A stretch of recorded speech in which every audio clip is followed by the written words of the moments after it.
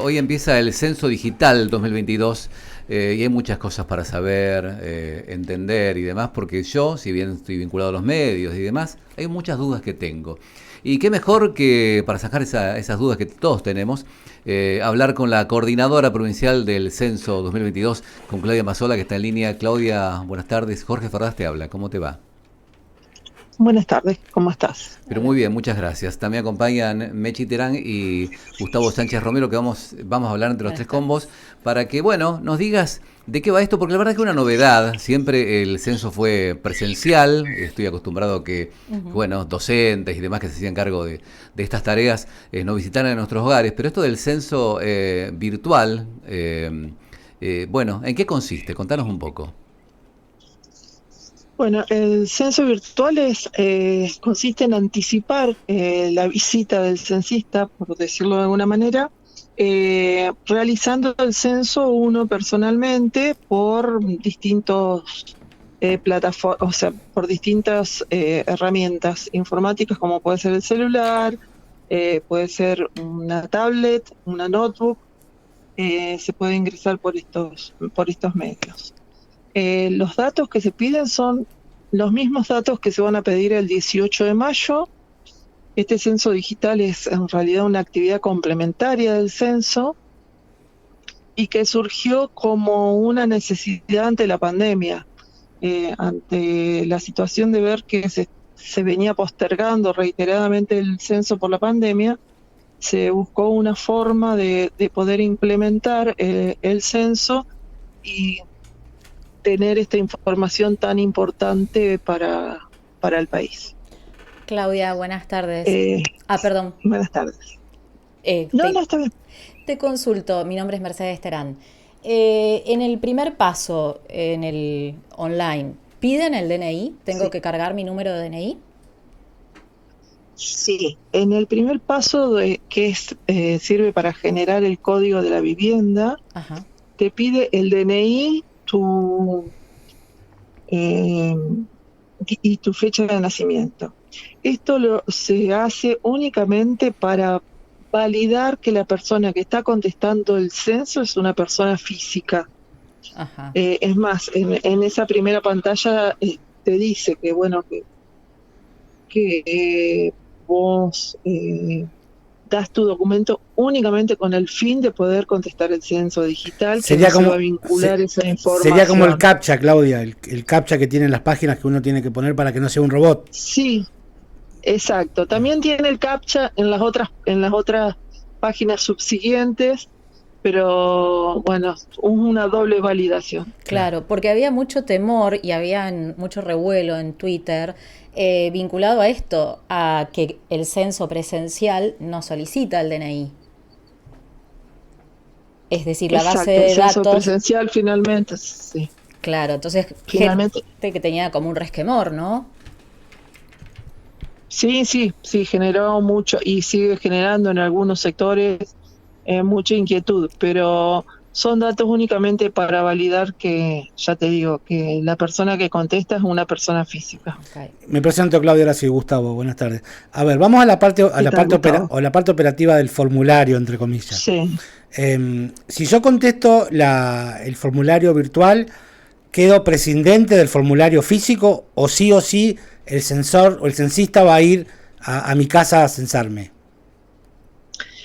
si contestás el formulario virtual, no tenés que contestar el físico, pero sí el censista va a pasar el 18 de mayo y le vas a tener que dar el código que emite eh,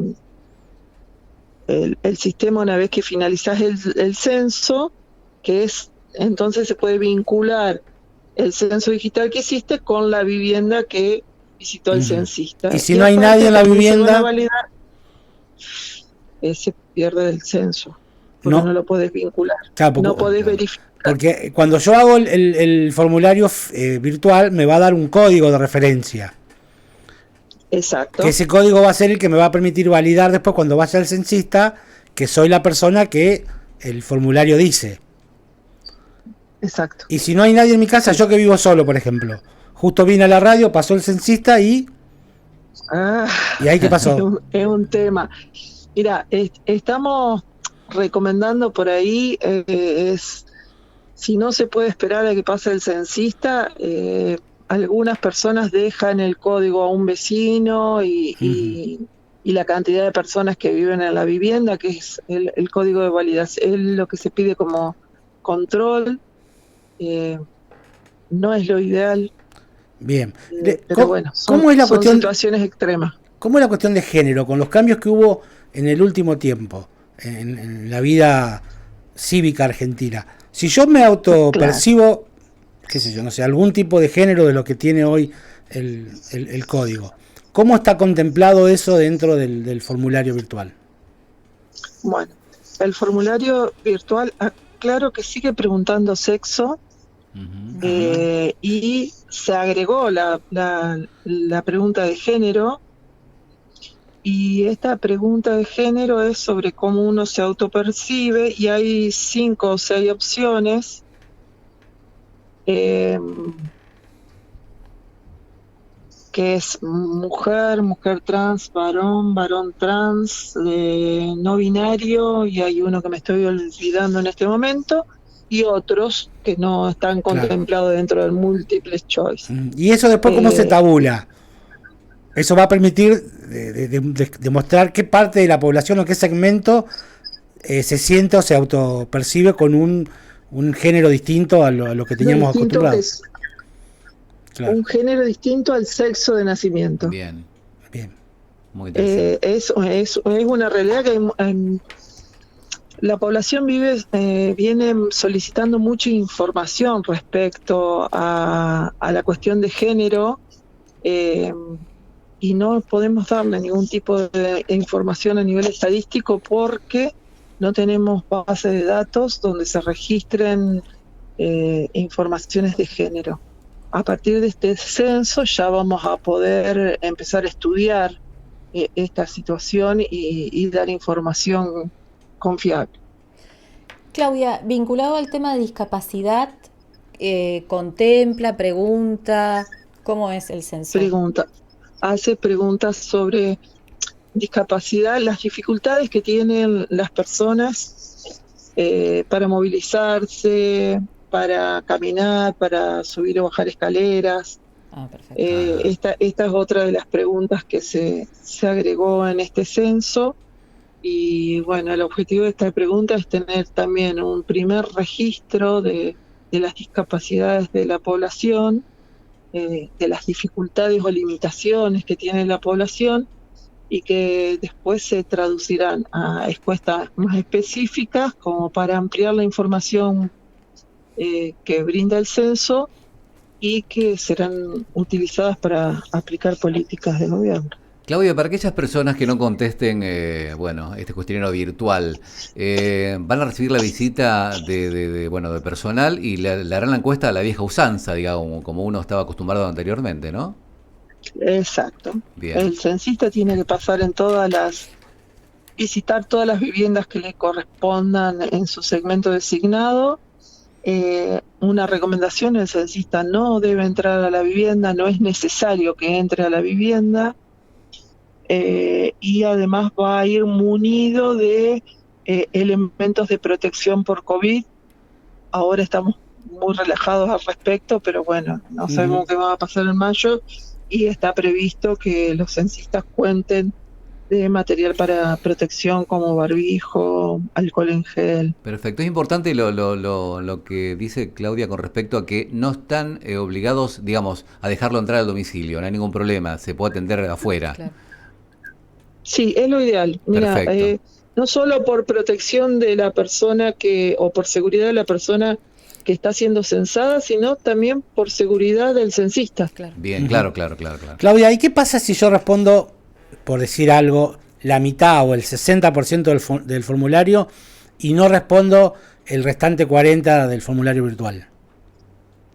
No vas a tener el código de validación, por lo tanto le vas a tener que responder el censo Está en bien. forma presencial al censista que te visite. Bien.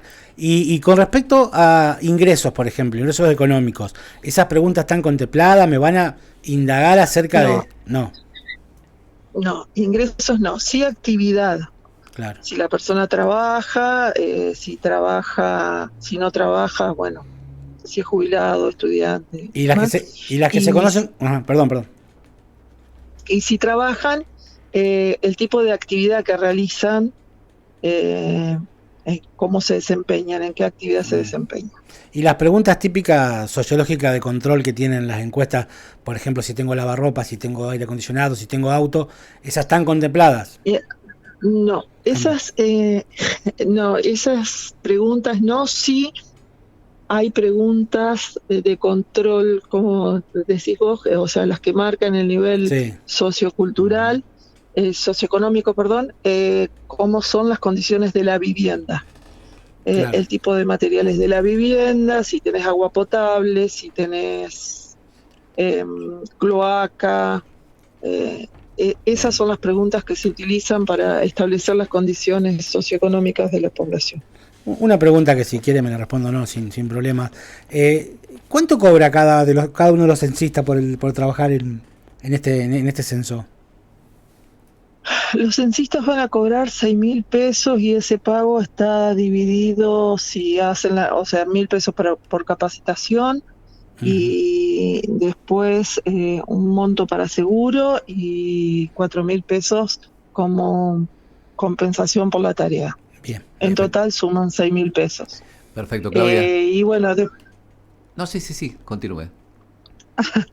después hay unos montos diferenciales donde se cubre movilidad para los censistas de zonas rurales, porque no nos olvidemos que el censo se hace en todo el territorio provincial, nacional. A ver, Y la zona rural también tiene que estar cubierta. Claro, usted va hablando y se nos van despertando preguntas y no la queremos molestar más, pero la verdad que se vuelve muy interesante. ¿Qué porcentaje de la población tienen ustedes en Santa Fe, en la provincia? ¿Tienen ustedes previsto que va a poder responder virtualmente esto? Porque hay una accesibilidad necesaria que mucha gente no cuenta en algunos pueblos, en algunos lugares aislados. No tenemos monitoreado por regiones. Sí estimamos que el 20% de la población conteste el censo digital, justamente por los problemas de acceso, de acceso al internet. Hay zonas que sabemos que no va a ser así, pero bueno, la experiencia que tuvimos en el censo digital fue superior, fue alrededor del 25% de cobertura a través del censo digital, así que, bueno, esperamos que por lo menos el 20% de la población conteste el censo digital. Claudia, también se está haciendo una campaña muy fuerte para lograr llegar a este porcentaje. Perfecto. Claudia, la última pregunta y breve antes de agradecerle obviamente la diferencia de habernos atendido y ser tan clara en los conceptos. Esta encuesta digital, digamos, es hasta el 18 de mayo, ¿verdad? Sí, hasta el día del censo a las 8 horas, que a partir de las 8 horas comienza el operativo presencial. Muy bien. Claudia Mazzola, coordinadora provincial del Censo 2022, muchísimas gracias por el contacto con REC. Gracias a ustedes por difundirlo. Por favor, muchísimas gracias.